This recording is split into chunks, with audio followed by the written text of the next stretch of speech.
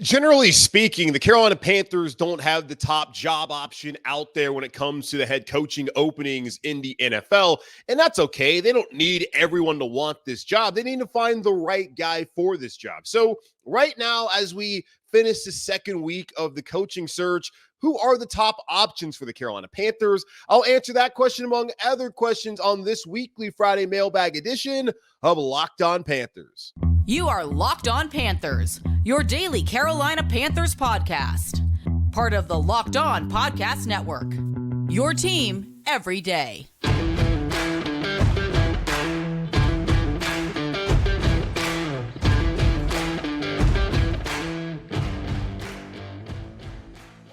Welcome into another edition of the Locked On Panthers podcast, a part of the Locked On Podcast Network. I'm your host, as always, Julian Council, talking Carolina Panthers with you every Monday, Tuesday, Wednesday, Thursday, and Friday. Your team every day. That's our motto here on the Locked On Podcast Network. Subscribe or follow the show for free on YouTube or wherever you listen to your favorite podcast. And be sure to follow me, Julian Council, on Twitter at Julian Council. Why? Because on Fridays, like today, for the rest of the offseason, I'm going to be answering your weekly Friday mailbag questions. So either at me or DM me, but of course, first follow me on Twitter at Julian Council and get in your questions for next week's edition of the Weekly Friday Mailbag right here on Locked On Panthers. Today's episode of Locked On Panthers is brought to you by PrizePicks. It's the easiest and most exciting way to play daily fantasy sports. Go to PrizePicks.com/LockedOnNFL and use code all in lowercase LockedOnNFL for a first deposit match up to $100. We are wrapping up the second full week of the Carolina Panthers official coaching search. You could say maybe it's week 8, but, couldn't really start talking to anybody until once the season was over. So we're really at the end of week 2. The Carolina Panthers so far have talked to Brian Callahan. They have talked to Dave Canales. They have interviewed Ejiro Barrow. Ben Johnson's interviewing on Friday. Mike McDonald of the Ravens, Todd Monken, Raheem Morris, Dan Quinn, Bobby Slowick, Frank Smith, Chris Tabor. They have cast a wide net yet again. But of course, the trend, much like last year, is on the offensive side of the ball. So looking at things right now, the Carolina Panthers, this is not an attractive job, according to a lot of people out there. I've said that. I've gone over the reasons why it's not attractive, but I've also gone over the reasons why this would be an attractive job. And the important thing is, you don't need everyone to be banging down on your door. And that's not the case for any of these jobs. We're not seeing every single team. There's not one team that is interviewing every candidate. Not one team is interviewing Bill Belichick and Jim Harbaugh and Mike Vrabel and then all these other candidates the Panthers have brought on. You got to find the right guy for the job. And one of the biggest issues David Tepper has had is he has not hired the right guy. You can talk about how he's the problem, which clearly he is here in Carolina, but Matt Rule wasn't the right guy, and Frank Reich wasn't the right man for the job either. David Tepper, third time's a charm. Please, God, let that be the case.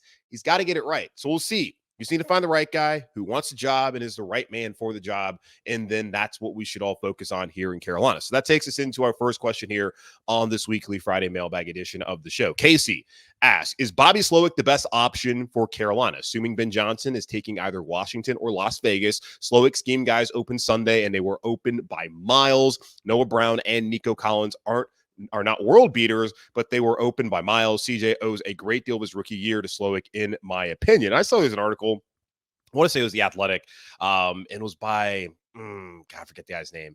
They were discussing Jeff Howe, I believe. Yeah, Jeff Howe. He was discussing and talking to a bunch of people about, okay, did the Panthers get it wrong with Bryce Young? Would it have been the same case with CJ Stroud?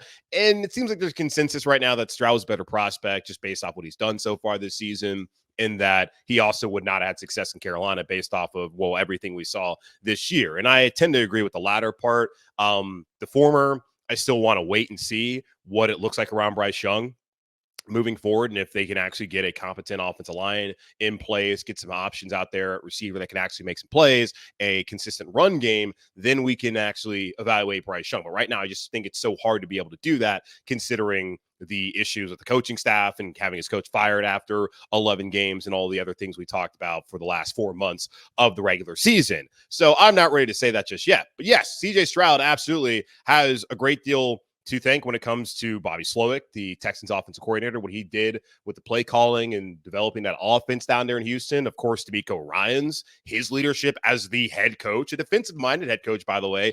And Bobby Slowick, there's some interesting background with him and defense I want to talk about here momentarily. Look at just the general manager, Nick Caserio, and what he was able to put there in Houston to where he had Nico Collins. And I disagree with he's not a world beater. Nico Collins can play. That dude is really good. Much better than anyone on the Carolina Panthers roster. Noah Brown, yes, he's traveled all around the league, former Ohio State Buckeye. I understand saying he's just another guy. Tank Dell has some juice. You look at Tank Dell compared to the rookie wide receiver the Carolina Panthers drafted in John Domingo. Those guys aren't even similar. Tank Dell was making plays at the University of Houston, and he was making plays in the NFL. Mingo wasn't making plays at Ole Miss and hasn't made plays in the NFL. Surprise, surprise, surprise. So clearly he had better options there. You look at Dalton Schultz, what they got at him this year, he provided more than what the Carolina Panthers got at Hayden Hurst. So the situation clearly has been better. And when you think about, they had some offensive line injuries. They had a lot of guys on IR, especially when the Panthers played the Texans. They have Laramie Tunsil. They got Titus Howard, better offensive line, better continuity this season. It was just an all-around better situation. And I know this can be constantly debated, but just focusing in on Bobby Slowick and whether he's the best option for the Carolina Panthers, he certainly is an option. He interviewed virtually for the Panthers job on Thursday. He was on that Washington staff. We continuously have seen this over the last 3 or 4 seasons where you see the graphic of Kyle Shanahan, Sean McVay, Matt LaFleur, all of them being on that Washington Redskins staff. You know who else was on that Washington Redskins staff but working on the defensive side of the ball? Bobby Slowick. So he's now a part of that. It wasn't until we got to San Francisco working under Kyle Shanahan when he transitioned to the offense side of the ball, which he's smart, knowing that, okay, if I'm ever going to be a head coach in this league and these owners are so dense that they only want to hire young offensive guys, well, looks like you need to start going over to offense. And in my opinion, if you're a defensive coach, you should understand offense just as well as an offensive coach. And if you're an offensive coach, you should understand defense just as well as a defensive coach. Because how are you going to have success if you don't understand what you're going up against each and every single week? Which is why I think it's super overrated to have a coach who is an offensive coach or a defensive coach. They both should be experts on those sides of the ball, in my opinion, at this level. Like, they should have a very, maybe not an expert level, but they should have a outstanding understanding of offense and defense, and really theoretically could be a coordinator on either side of the ball because of the understanding that they have been able to attack both sides of the ball. But Slowick's interesting. What he's been able to do with CJ Stroud. Now, the one knock on him will be that he's a first-time coordinator, and I'm always weary of that. If you haven't really been in that situation, you haven't really been in a leadership role within an organization, can you then step into a head coaching role? And it's so quick that I don't think these guys get an opportunity to develop. And Slowick is one of those guys that's on the Panthers list. You have Dave Canales as well. Brian Callahan spent 5 years as an OC, so I think it'd be time for him. Jero Vero spent 2 years now as a DC, and I've seen plenty of guys spend 2 years and go other places. You look at Mike McDonald's been 2 years as a DC now. Monken, 1 year in the NFL as an OC, but has plenty of play calling experience at the college level. Raheem Morris has plenty of experience. Dan Quinn, of course.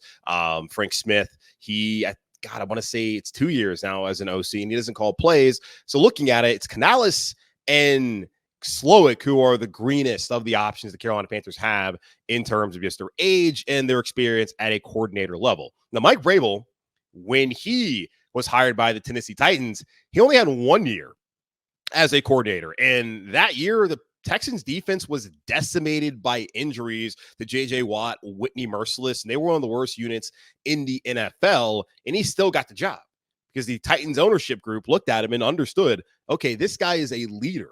And what did they get out of Mike Vrabel? Multiple division titles, got to the AFC title game. They found a guy who was the right man for the job, which is exactly what you want. Mike McDaniel was only an OC for 1 year out there in San Francisco, and as we know, wasn't calling plays. And his first year as the head coach of the Dolphins, they get to the playoffs. This past year, the injuries bit them down the stretch, but they got back to the playoffs. And Dan Campbell up there in Detroit, they're 2 wins away from the Super Bowl. He's never been a coordinator. Now he has been an interim head coach. He's been an assistant head coach before. He's having a ton of success. So I don't think it necessarily matters whether they're a coordinator, how long they are, because there's a couple of examples, but I do prefer someone who has a little bit more experience. So Slowick, I don't know if he's the top of my list. I love what he's done with Stroud. I would like to see just a little bit more because after one season, we get so quick to anoint these guys. All right, like Ben Johnson last year, the offense looked great. Can you do it again? Yes, he did it again. The guy clearly is a stud. But we have so many times where this player or that player, this coach or that coach, they look great. They're a hot name, and then they have a bad season. And it's maybe like, okay, so maybe they weren't that new hotness that everyone was talking about. I think so. It could be a good option for the Carolina Panthers. I want them to, of course, continue to do their due diligence. They got to figure out where other guys are going to go. ESPN.com believes that Ben Johnson will go to Washington. That is considered the top job out there because of the new ownership. They got Adam Peters, who's the top general manager available now as their GM, and they have a bunch of cap space. And I'm thinking likely Drake May as their quarterback. Yeah, sign me up for that. And maybe I'm just a tad bit biased because the whole Drake May and Sam Howell of it all. But still, that may be where he goes or he comes to Carolina. We will see. But it'd really be cool, just selfishly as a North Carolina fan, to see former Carolina quarterback. And to put that in quotes because Ben Johnson, never heard the dude and watched Carolina football my whole life. He was a walk-on, didn't really play quarterback. Just say former walk-on football player. But to have him there with Sam Howell and Drake May, kind of cool. Kind of cool. I'm not going to become a Washington fan. My dad was that. Didn't pass that sickness on me. But it would be a little cool to see that. But for Panthers' sake, would love to have Ben Johnson here. But Bobby Slowick, interesting case there. And I would love to see what he can do. By the way, quick odds out there that I saw online. Frank Smith, the Dolphins OC, plus 500 to get the job. Brian Callahan and Todd Monken both are plus 600. Ben Johnson, plus 900. Bobby Slowick is plus 1,000. Same thing with Mike McDonald, Raheem Morris, Dan Quinn, Dave Canales, all plus 1,200. And other is plus 700. So no Jero Vero there, no Chris Tabor. And I don't think anyone thinks Chris Tabor is getting the job. Just wanted to throw that out there as we move on. So a couple other questions you guys have, of course, throughout the show. And coming up, got questions about just who to prioritize when it comes to free agency. Shaq, there's not a free agent, but what's his future here? You got Frankie Luvu, you got Brian Burns, some other guys. We'll talk about that here in just a moment on Locked On Panthers.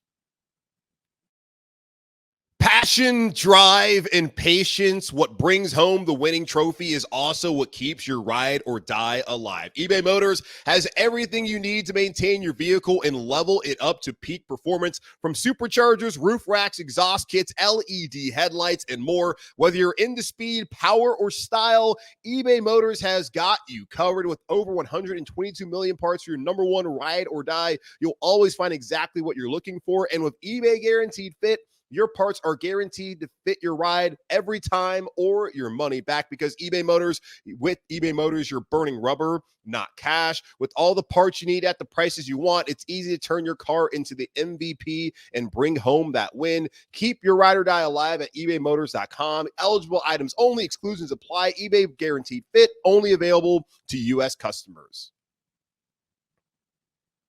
Continuing on this week's edition of the Locked On Panthers podcast and the Weekly Friday Mailbag, of course, over to Jake now, who asked, can we afford to keep both Shaq Thompson and Frankie Luvu? Looking over at overthecap.com, the Carolina Panthers have an estimated $30 million in cap space. And here's the first thing that we honestly need to think about before discussing whether they can afford to keep both of them. What are the Panthers going to do with Brian Burns? Are they going to sign him to a new deal prior to free agency, which would give the Panthers more flexibility to actually spend money?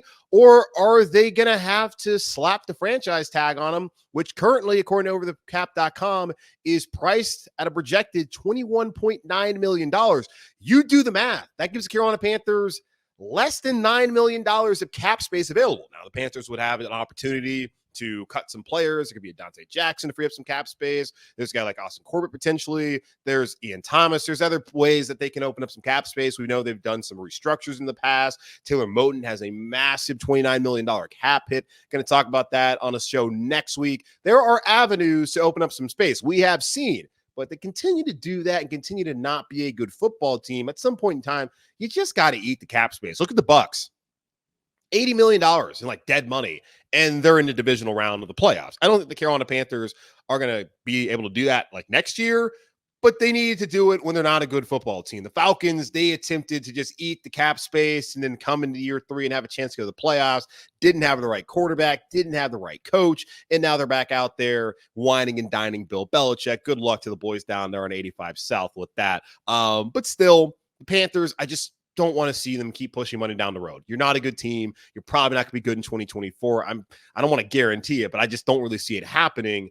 Just eat it now so you have the space available like next year and the years to come when hopefully the foundation of this team is in a much better place. So if they're able to sign Brian Burns, that gives them some flexibility. If they can't get a deal done at the slot tag, that makes things a little bit more complicated for them overall, especially when you're looking at Shaq Thompson and Frankie Luvu. Let's hone in on Shaq Thompson for a minute here.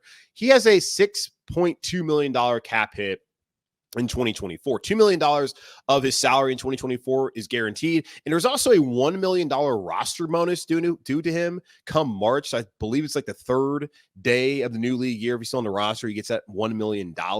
And if you're thinking about, okay, potentially releasing Shaq, the dead cap hit in 2024 would be $8.3 million, and you would lose $2.1 million against the salary cap. So you can't release him pre-June 1. Post-June 1, you split the dead cap hit. It's $3 million in 24, 5.3 in 25. Then you save $3 million, but then you're trying to find another linebacker.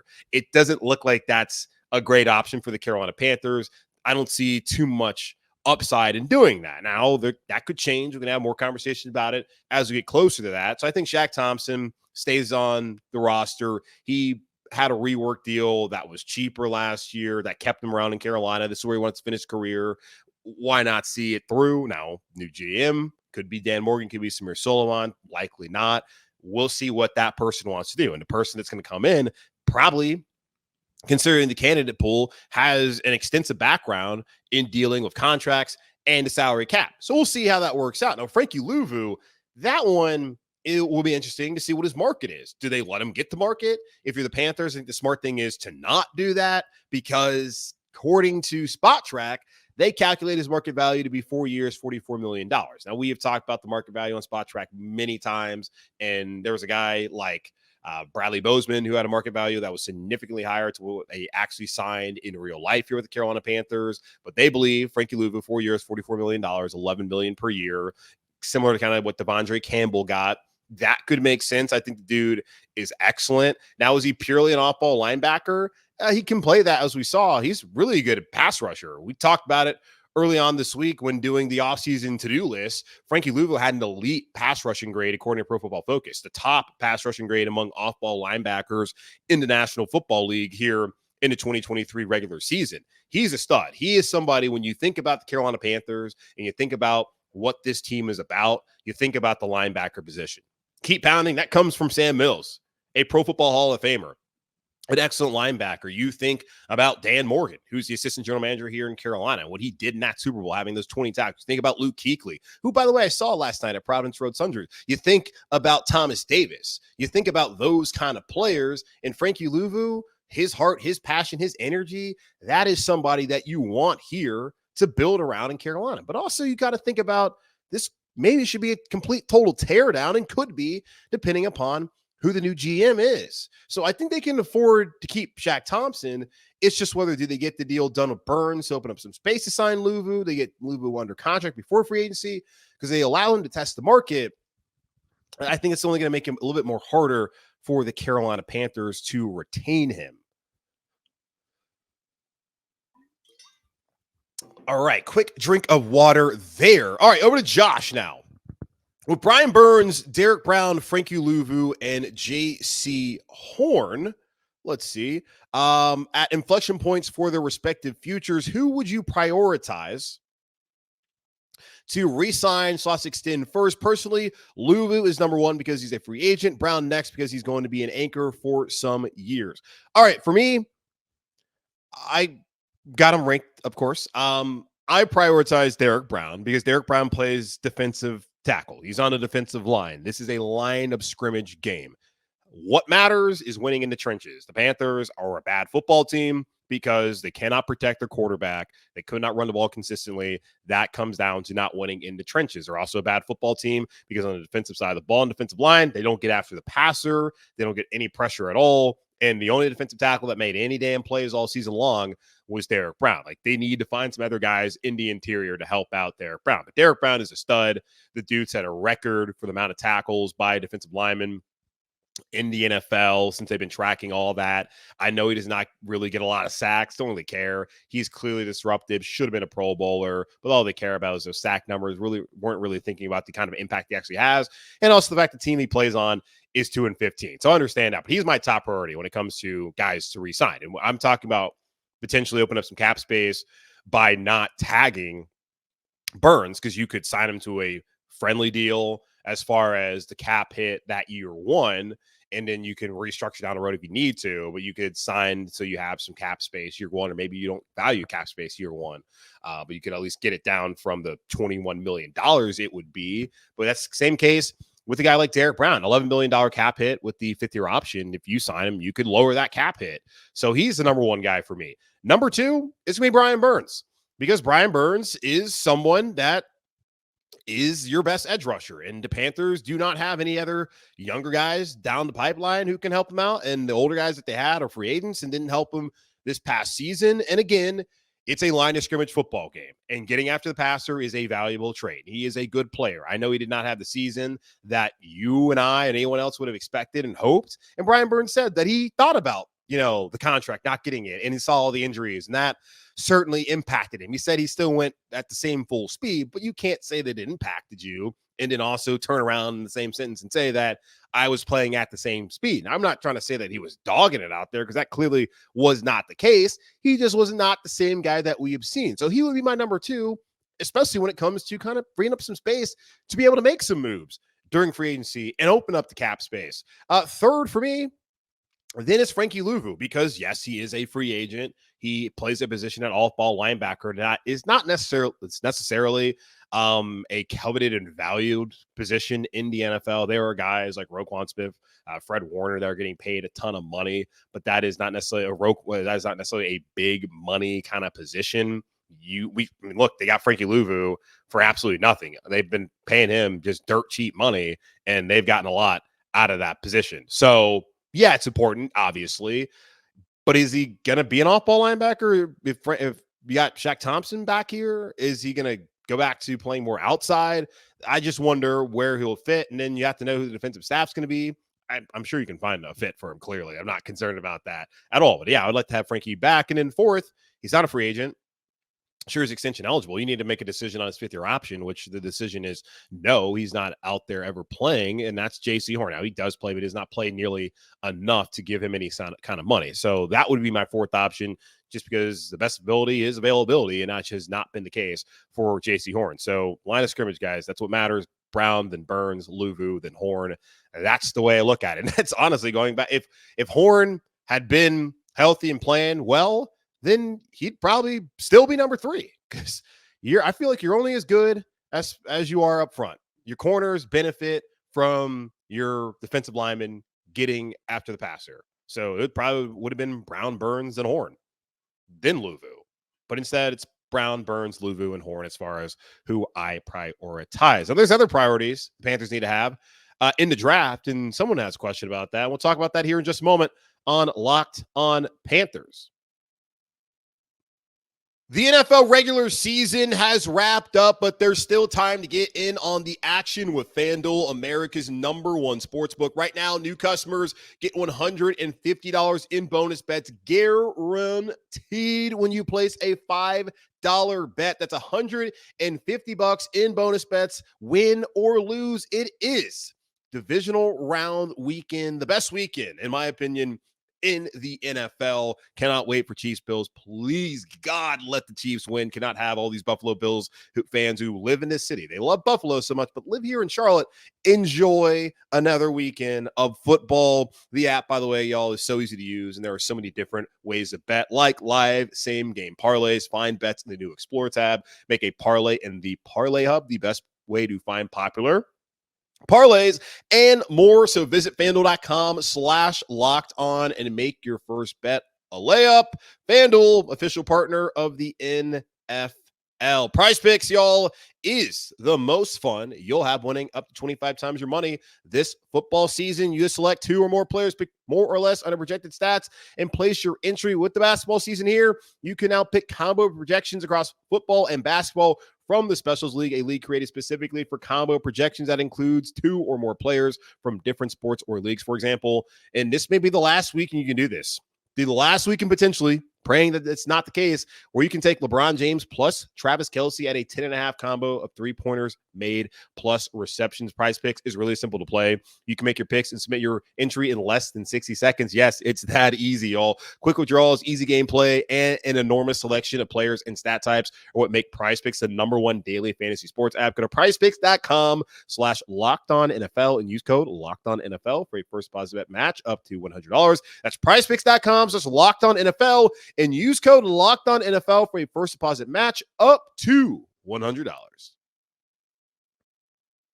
2 more questions here on this weekly Friday mailbag edition of Locked On Panthers. Over to Alexander, who asks, you have the first pick of the second round. There's a first round graded left tackle, an edge rusher, a cornerback, and a wide receiver available. What is the biggest need and which position do you pick? All right, got these ranked just like I had the guys we just talked about ranked. #1 right now, without a head coach, without a general manager, having not gone through free agency. Those are all things that need to happen before we can really set the draft board and talk about what the biggest need at 33 is. But currently, without having that much needed information, the #1 need is clearly wide receiver. Guys, we saw, and I hate this because, I was right, obviously, about this. I told y'all that the receivers were going to leave a lot to be desired. I didn't think it was going to be this bad, but I thought they were not going to be good. DJ Chark, my God, just glad we never had to watch him in the Panthers uniform again. Mingo, I hate that he's going to keep saying, I just don't see it. I know it's not fair to be like, well, Bryce Young, you're going to give him a break, but you're not going to give Jonathan Mingo. No, because Jonathan Mingo was brought in to help Bryce Young, and he ain't helping Bryce Young. And he's not good. Guys, I love college football. If there's a guy that they drafted in the second round in a major conference, I'm like, I don't even really know who this guy is. He's clearly not a good player, or maybe I just was asleep at the wheel. I don't know. I'm going to say he's not a good player because that's better. Mingo, I don't see it. Thielen, great.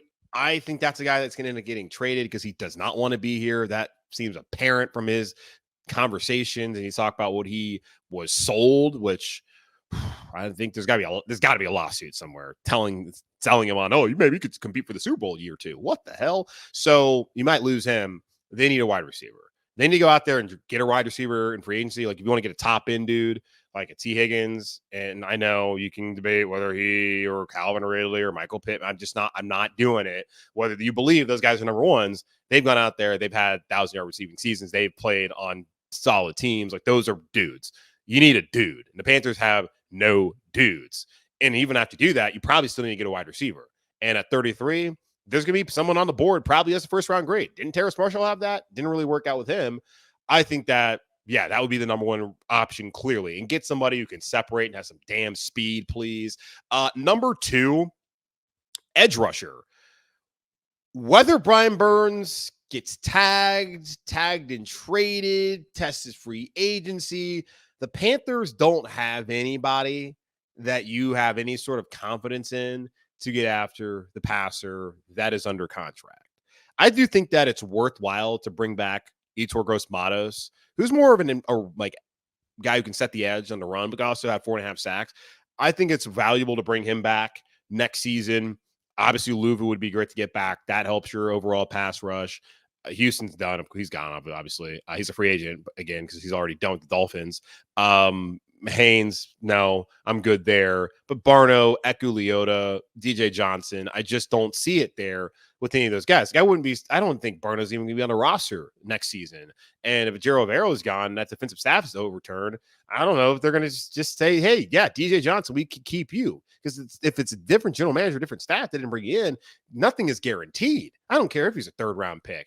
I haven't seen anything out of him to believe he's going to turn into what you need. It's a project, so it's going to take some time, but we really got to wait until year 3 or 4 to get returns for a guy who's going to be damn near 30 by the time he's not a rookie anymore. By the time he's at the end of his rookie deal, they got to find somebody else to help him out. We talked about this last year about what do you do at 39? Do you take a receiver? Do you take a corner? Do you take an edge rusher?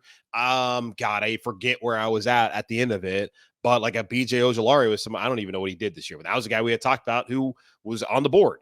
And there was other players that are on the board. I think edge rusher would be the second top priority. Number 3, I have corner. I have my questions about just long-term, like who you have. You have Dante under contract for another year. Whether he stays in Carolina, we'll see. Of course, JC entering the last year was rookie deal. Don't see how they're going to exercise with your options, especially new general manager and new coaching staff. And then you got like Deshaun Jameson, you got DiCaprio Boodle, you have Lamar Jackson, and then AJ Parker, I believe, are the other 2 corners that are under contract in Carolina next season. Henderson didn't work out. We'll see. Maybe Shaquille Griffin comes back, or really Troy Hill, based off of who the defensive staff is. So many questions that need to be answered before I can really answer this intelligently, if I answer anything intelligently on this podcast. So, yeah, the corner, I think that's something they need to find somebody, because Dante, it's last year. You need to find a replacement. If JC can stay healthy and actually stick in Carolina, you need to find a replacement for maybe both him and Dante, or just for Dante to have someone ready to go as a second-year player to be opposite of JC Horn. And then the last one is left tackle. We talked about this literally the entire episode of the show yesterday. So I encourage you to go back and listen to that, because I'm not going to talk about it again right now. Last thing here, let me take a quick swig. All right, that's good stuff. Been sick all week, as you'll know. The throat, I got a cough, but I'm holding it in. Kurt, he asked me, where do you see the running back group right now? Did Chuba Hubbard do enough to be a lead back, and we just deal with Miles Sanders being the most expensive back in the league? I don't believe we can cut Miles until 2025. With all the issues this team has, do we need to add running back to the list, or can we go forward with what we have? I think Raheem Blackshear will be back, should be back, no matter who the staff is, just because he's obviously a guy who can help you out.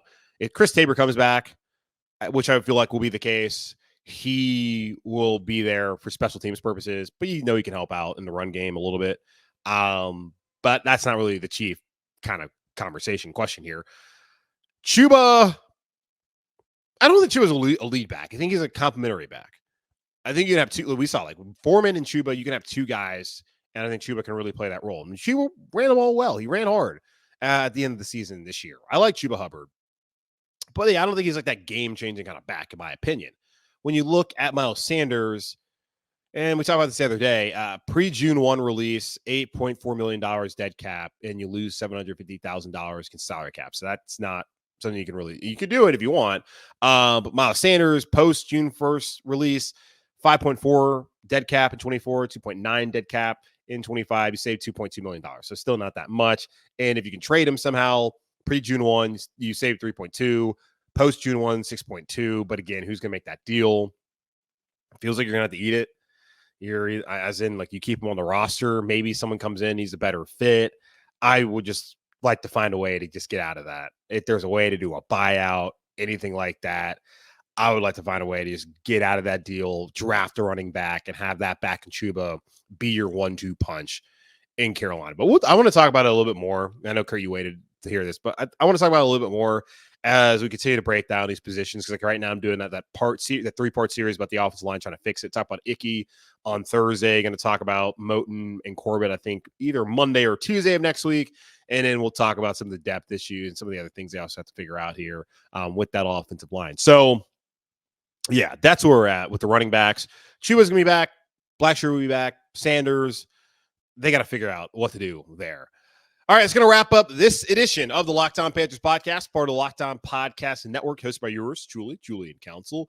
Of course, we are part of the Locked On Podcast Network. Subscribe or follow the show for free on YouTube or wherever you listen to your favorite podcast. Check me out over on Twitter at Julian Council, where you can get your questions in for next week's edition of the Weekly Friday Mailbag by either adding me or DMing me. And of course, in the meantime, be safe, be happy, be whole. As always, keep pounding, and I'll talk to y'all on Monday.